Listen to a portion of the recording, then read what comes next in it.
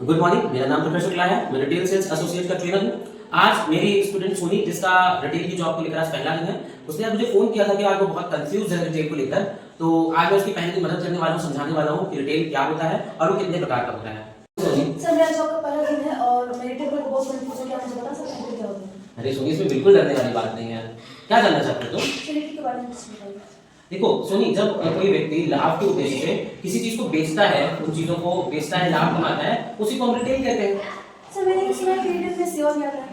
हाँ देखो, जैसे मोबाइल रिपेयरिंग शॉप हो गई, इलेक्ट्रॉनिक रिपेयरिंग शॉप हो गई, ठीक है, या फिर मान लो हमारा सैलून हो गया या आपका ब्यूटी पार्लर हो गया, वहां पर सेवा दे रहे हैं, कोई प्रोडक्ट नहीं बेच रहे हैं, तो वो भी रिटेल का ही अंग है। देखो सोनी, जो चीजें टेंजिबल है, जिनको हम टच कर सकते हैं, तो वो वहां पर भी वस्तु का व्यापार हो रहा है, ठीक है, और जहां पर हम टेंजिबल चीजों का इस्तेमाल नहीं कर रहे, सेवा दे रहे हैं, तो वो भी एक रिटेल का ही प्रारूप है। सर, मैंने ऐसा सुना है कि रिटेल के संगठित और असंगठित क्षेत्र होते हैं, ये दोनों अलग होते हैं या बीच में? नहीं सुनी, ये दोनों ही अलग अलग होते हैं। सुनी देखो, संगठित क्षेत्र वो है जो अपने प्रारूप के लिए जाना जाता है, अपने नियमों के लिए जाना जाता है या अपने सिस्टम के लिए जाना जाता है।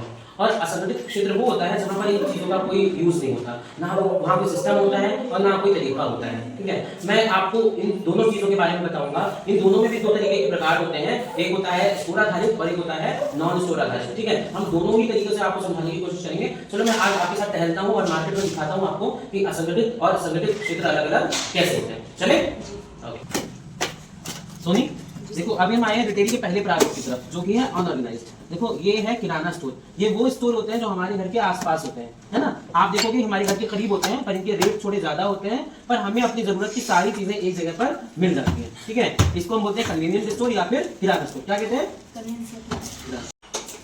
सोनी बैठो। अरे बहन, दो चाय लगाना जरा। ओके सोनी, देखो ये भी एक रिटेल का स्वरूप है, हाँ, पर ये भी रिटेल में आते हैं, है ना। जो भी चीजों को बेच रहे हैं वो क्या कर रहे हैं? रिटेल कर रहे हैं, ठीक है। मतलब ये भी एक रिटेल का छुपा हुआ स्वरूप है। किसमें आएगा ये?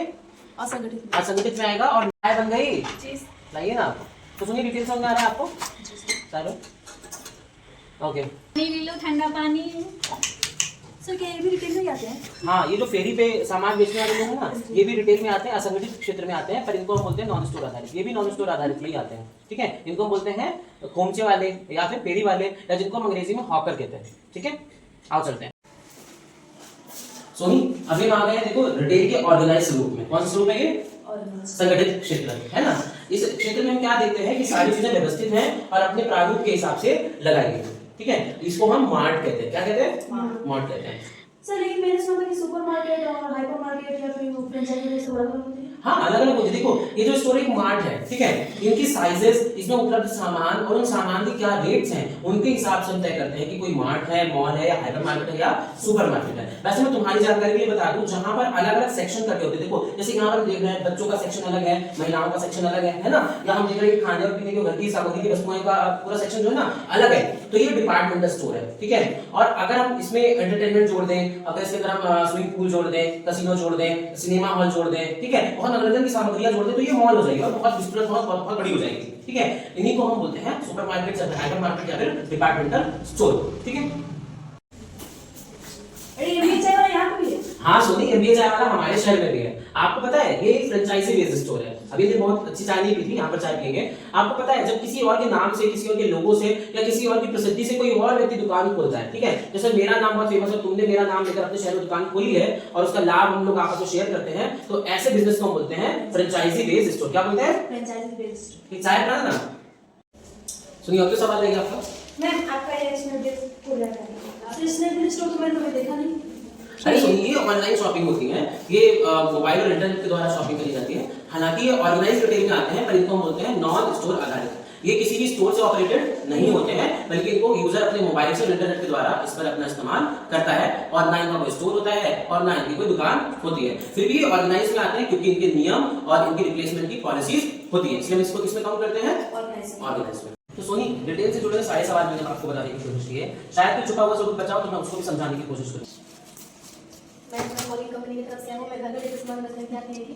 सोनी देखो, ये है डोर टू डोर बेचने वाले लोग, ठीक है। पर सोनी ये दोनों स्वरूपों में आते हैं, असंगठित और संगठित दोनों में आते हैं। पर ये जो मैडम है, आप कौन सी कंपनी में काम करते हैं? कॉलिंग। ये कॉलिंग कंपनी में काम करती है, इसलिए हम इनको बोलेंगे कि ऑर्गेनाइज सेक्टर में, क्योंकि किसी कंपनी के नाम पर काम कर रहे हैं, है ना। इनके पास आईडी कार्ड है किसी कंपनी का, तो ये आ जाएंगे संगठित क्षेत्र में। पर किसमें आएंगी?